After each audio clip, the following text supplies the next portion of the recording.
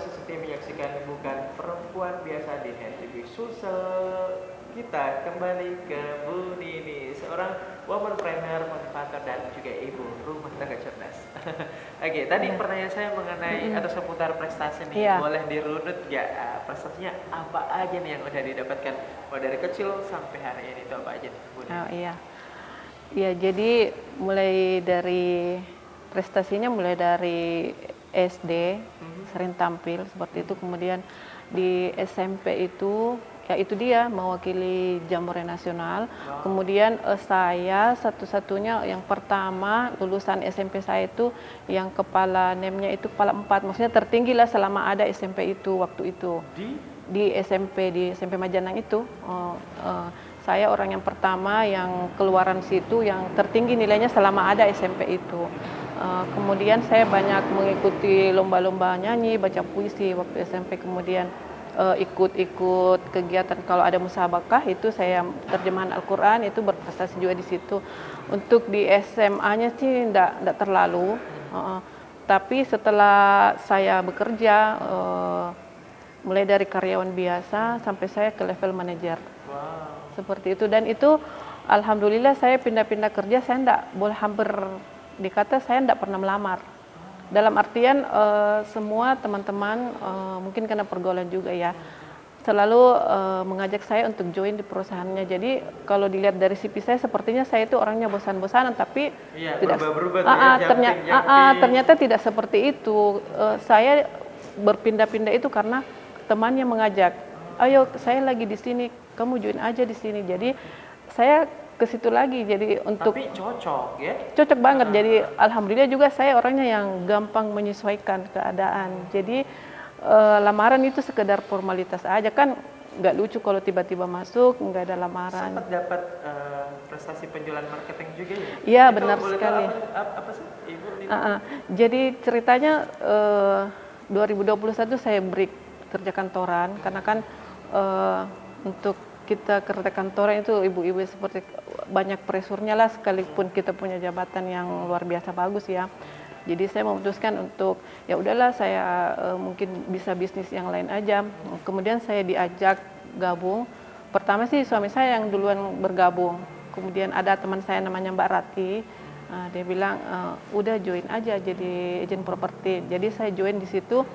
Pertama saya bergabung itu saya ada namanya Cece Via di sana. Dia sempat nanya ke saya, kamu mau jualan berapa? Spontan saya bilang saya mau jualan 20 unit subsidi, kan masih baru ceritanya, dan alhamdulillah seiring waktu memang terwujud closingan saya itu 20 unit subsidi ya. Kemudian berlanjut dari situ saya berniat untuk bisa menjual yang komersil. Nah, dan alhamdulillah terwujud.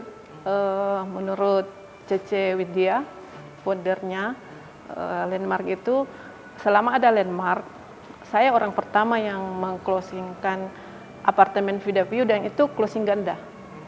Langsung 2 orang yang closing, seperti itu. Dan untuk padahal nggak terlalu beriklan ya? Enggak, saya enggak beriklan. Saya hanya menjaga integritas saya, kapasitas, kualitas, dan kompetensi saya.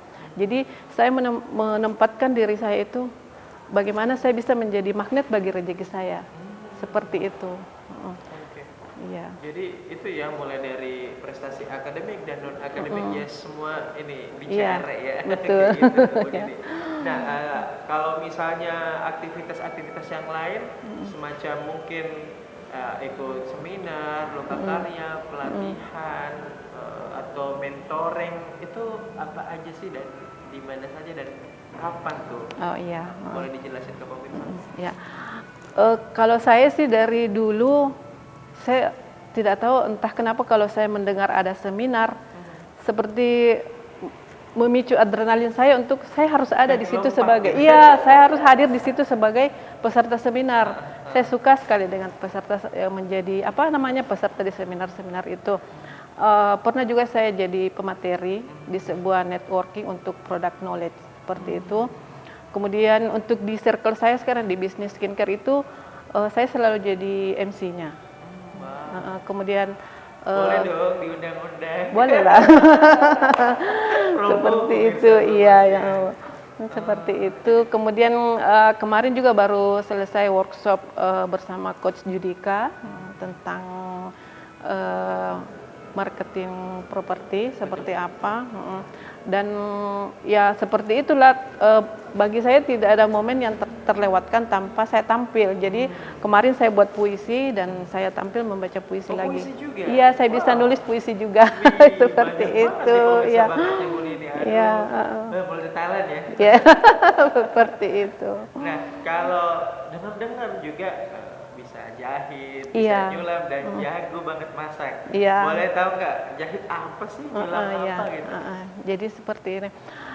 Itu didikan dari almarhumah ibu saya. Saya bisa menjahit dari kelas 5 SD. Beliau, saya tidak bisa lupa kata-kata beliau itu. Beliau mengatakan, jadi perempuan itu harus serba bisa. Kamu jangan tergantung sama laki-laki, biar kamu tidak disepelein sama laki-laki, dalam artian laki-laki tidak bisa merendahkan kamu semau-maunya sama kamu. Jadi saya bisa menjahit, saya bisa menyulam, saya bisa merajut, dan untuk masak itu saya harus bisa memasak minimal kuliner yang lazim di Makassar.